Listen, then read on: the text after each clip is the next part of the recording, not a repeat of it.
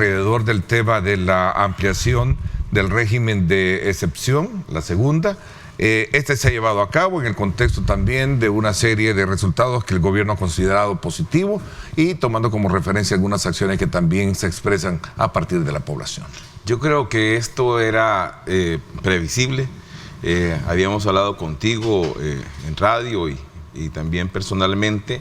Estaba aconsejando, por lo menos mi opinión era que tiene que haber 3, suspensión de garantías, por razones técnicas, ya que la primera fue un impacto a lo que era el grupo operativo de las maras, de las pandillas.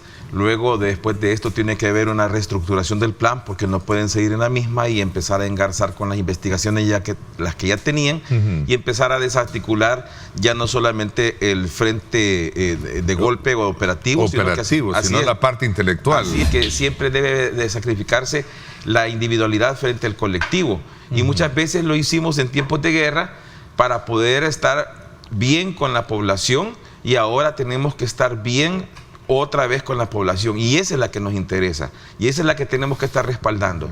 Y aquí hay que ser buena oposición e inteligente. Si la oposición fuera más inteligente estuviera aplaudiendo las cosas buenas. El estado de excepción definitivamente vino a profundizar la ampliación también más específica de ventajas, diría yo, para la operatividad policial, muy puntuales. Hemos visto, como ya lo mencionaba Misael, el mensaje que se deja también incluso de que los delincuentes ya no es aquel típico malhechor que va a andar en las calles renteando solamente, sino que en casas, en residenciales que antes era impensable. Y en definitiva, me imagino que los vecinos incluso han de haber quedado asombrados. Claro. Ese es el punto. Hay testigos. Exacto. ¿Por qué menciono esto? Porque también las escuchas telefónicas, todo eso que a veces la oposición critica, es lo que ha permitido una investigación policial de por medio. Es básicamente la parte invisible de la operatividad policial. Regresemos a la primera etapa de la cual tú mencionabas para poder de alguna manera descifrar y entender y comprender este fenómeno. ¿Será que frontalmente, como se ha atacado el tema delincuencial, esa confrontación antidelincuencial, será que ya se desarticuló? ¿Ah? Que ya triunfó. ¿Sí? No, ¿O falta todavía? No, ahí falta. Ahí falta todavía capturas. 34.614 vendría a ser más o menos, según los datos que han manejado las autoridades, el 30% de la fuerza operativa de las pandillas. Estoy retomando lo que era, y si nos acordamos los mismos mapeos que ellos presentaban del 2015, cuando ya dejaron de presentarlos, cómo había posicionamiento de las maras, que eran el 85% del país, exceptuando San José, Guayabal y la zona norte, cerca de La Palma, y unas zonas turísticas interesantes. Eso tendría que ser cierto, que tuvieran una fuerza operativa de unos 90.000. Lo que pasa es que estos son los que se enfrentan, los que están más detallados. Andan ahora los que están a oscuras. Lo que hablábamos de capturas arbitrarias, alguna situación que se pueda dar, eso sucede inclusive aunque no sea régimen de excepción, porque recordemos que las instituciones no son perfectas, pero son perfectibles, y básicamente, importante mencionarlo, las redes sociales también sirven como un medio de denuncia. Yo creo que los malos elementos, recientemente incluso detuvieron unos en el occidente del país, unos policías que colaboraban con extorsiones. Ahí podemos ver que realmente... Que ya hay un problema también que todavía no lo han atacado. El problema de la policía... Hay un problema. Sí, la depuración que tendría que darse. Exactamente. Al tener mejores organismos de investigación, también la población va a ver que va a existir más impacto de parte de la policía hacia la denuncia ciudadana. La cuestión es la siguiente, que de repente nosotros hay dos diferencias grandes. Cuando se tenía la denuncia de falta de confianza en la PNC, la viralización no estaba en boga y la gente no sabía utilizarla, entonces las denuncias no se podían controlar, teníamos que confiar en la institución y ahí es donde se perdía, porque había aquella hermandad secreta de los policías de aquel entonces. Pero ahora, como se viraliza, entonces hay un compromiso social de la institución de no abandonar el momento. La cosa es de que nuestro país se está preparando para algo, y se está preparando para algo nuevo, y por eso es que yo siempre estoy diciendo que tenemos que apoyar las buenas ideas, no importa qué seamos nosotros, somos salvadoreños. El gobierno está por cumplir los 3 años, ha sido uno de los mejores éxitos, lo dice la encuesta, ¿no? No, y el tema de seguridad, pero bien interesante, porque de gobiernos fracasados quieren venir a dar lecciones a un gobierno que ha disminuido los homicidios considerablemente, y eso es un hecho, le guste a quien le guste. Regresemos al otro elemento que tú hablabas, nexos y conexos, ¿verdad? Que es otro de los factores, y luego viene el otro tema de la recuperación de los territorios para trabajar por ellos, pero puedes dejar esos territorios así. Abandonados. Es que tiene que trabajar muchísimo. Los nexos que tienen son todo el grupo de personas que estaban viviendo y que decían que no vivían de ello, y eso es una gran hipocresía, y lo vamos a ver. Veamos nosotros la realidad. ¿Cuántas familias nosotros mirábamos de parásitos? Sí, que no trabajaban, pero...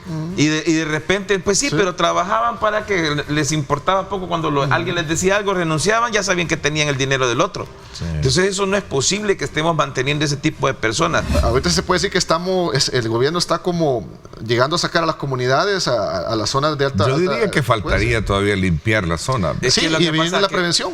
Es que lo que pasa es que no puedes limpiar la zona cuando está golpeando, porque estás quitando lo que excedió. Sí, sí. Ya limpiarla implica esa fase que los mantenía a ellos, la operatividad, la inteligencia, esa es la que es más importante.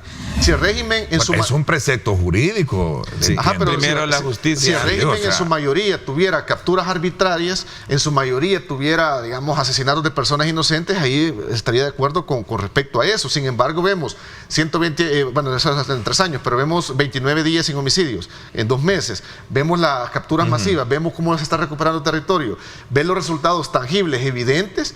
O sea, no tiene como una lógica lo que ellos mencionan. Ojo, pero traigo a colación este punto para que no crean que solo estamos aquí diciendo cantando la canción, verdad, oficialista. No, veamos el otro ángulo también. Pero es que también hay que ser equilibrados en esto. O sea, es como el hacinamiento, que ya lo vamos a mencionar. Pero también, es que tiene que haber una congruencia, hombre, con el debido respeto. Ninguno dice a dónde está el asidero legal.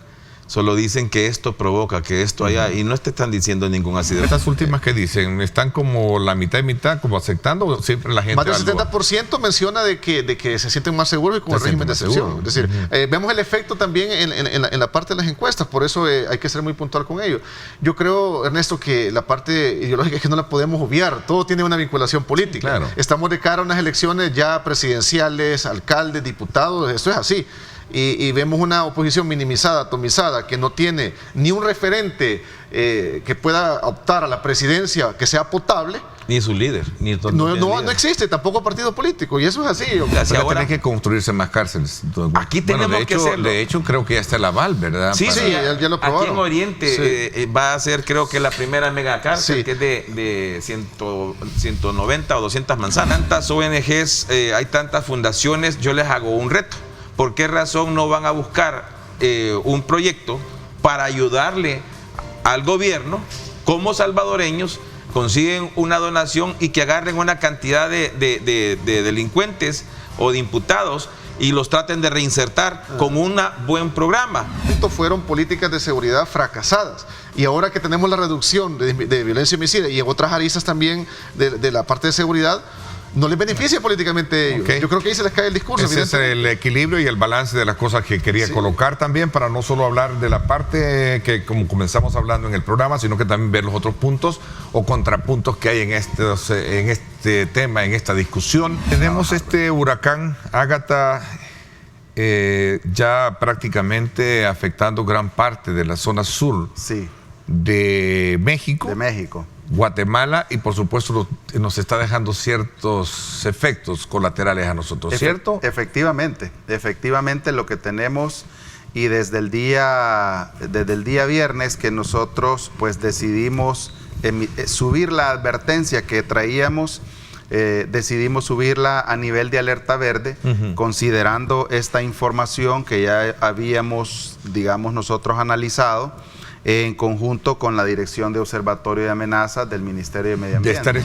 Lo que hemos tenido el fin de semana, justamente usted lo decía al inicio, ha sido la influencia del huracán Ágata, más una nueva onda tropical que empezó a ingresar al país allá por la tarde-noche del sábado. Entonces, eso nos ha dejado importantes acumulados de agua en diferentes zonas del país, sobre todo en la zona oriental, la franja norte, y un poco la zona cordillera, la zona de las cordilleras, sobre todo la cordillera volcánica de la zona occidental. Le han juntado 3 cosas. Número 1, el huracán Ágata que se está desarrollando. Número 2, la onda tropical que ingresó al país. Y número 3, que tenemos justo frente a las costas de Centroamérica la zona de convergencia intertropical. Entonces eso empuja humedad hacia Centroamérica.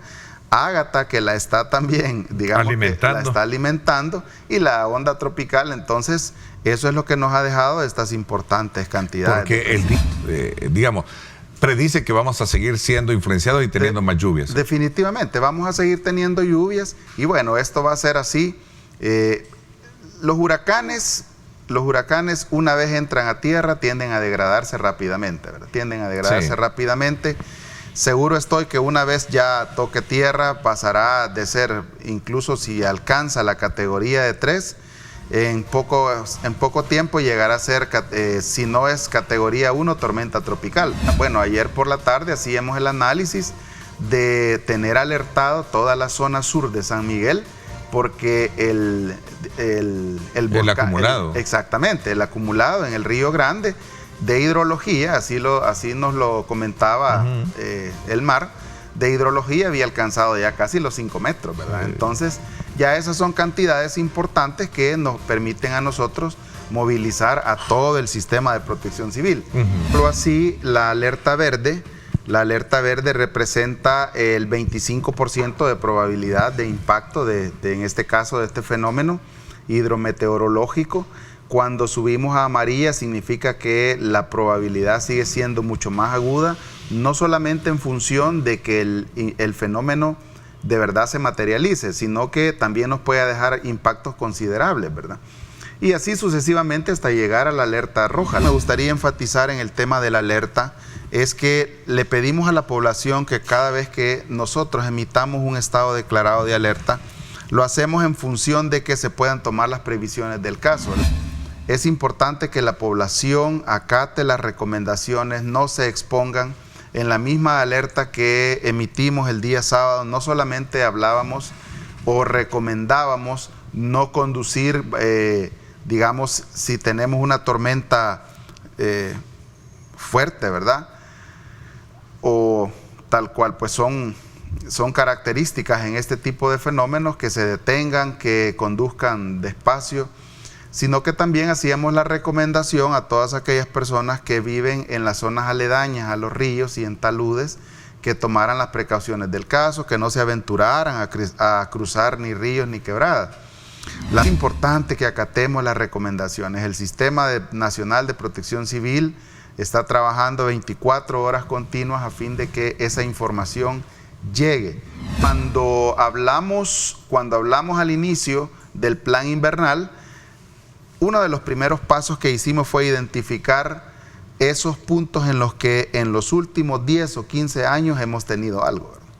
Entonces, si en los 10 o 15 años o 20 incluso retrocedimos hasta allá por la tormenta tropical Stan, si algo ha ocurrido y persistentemente ha venido ocurriendo pequeños deslizamientos, lahares o deslaves, como regularmente se conocen, o en buen castellano, ¿verdad? Los deslaves, deslizamientos, derrumbes y todo ese tipo de movimientos de ladera, si han ocurrido en cada ocasión que hemos tenido un evento hidrometeorológico, consecuentemente vamos a seguir teniendo. Entonces, con mucha más razón, es importante que la población sepa que estamos trabajando, pero también requerimos que ellos acaten las recomendaciones, que, por ejemplo, en algún momento si se les solicita que evacúen, hay que evacuar.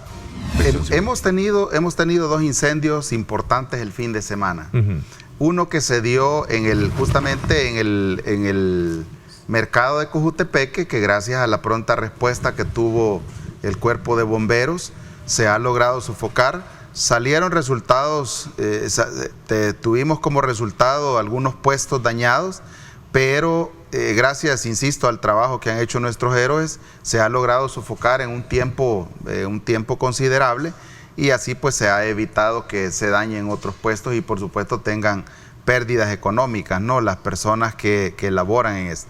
Ese fue uno. Otro el día de ayer, en un lugar conocido como Hato Nuevo, en San Miguel, donde, es cierto, era un predio baldío, pero había un cúmulo de llantas ya en desuso, ¿verdad? Un cúmulo de llantas bastante considerable. Así es que han hecho un excelente trabajo. El plan invernal ha sido un plan concebido con una, digamos, con una integralidad en la que se están trabajando diferentes rubros. La fumigación o el control del zancudo transmisor de dengue, chicas y chikungunya es otra de las tareas que se están desarrollando.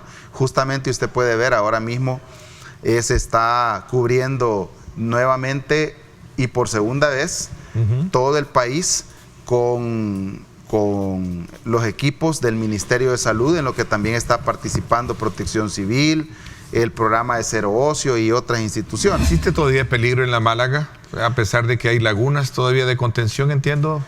Hay lagunas de contención, pero hoy por hoy podríamos decir que el riesgo se ha reducido considerablemente. Ministerio de Gobernación, a través de también la cooperación internacional, pronto vamos a lanzar un sistema de videovigilancia de quebradas, en el que pues es un esfuerzo más que ha hecho este ministerio. Por supuesto, también en coordinación con la Dirección de Observatorio de Amenazas, a fin de que justamente ese tramo en el que ahora está, en el que ahora puede observarse, o las imágenes que pueden observarse, puede ser monitoreado. Un factor inmediato de alerta. Exactamente, puede ser monitoreado en tiempo real, le cuento a la población, recordarle. El Sistema Nacional de Protección Civil, el gobierno, el presidente Bukele está trabajando para ustedes 24 horas continuas, pero insisto, este es un trabajo de todos. Todos tenemos que aceptar la responsabilidad que tenemos.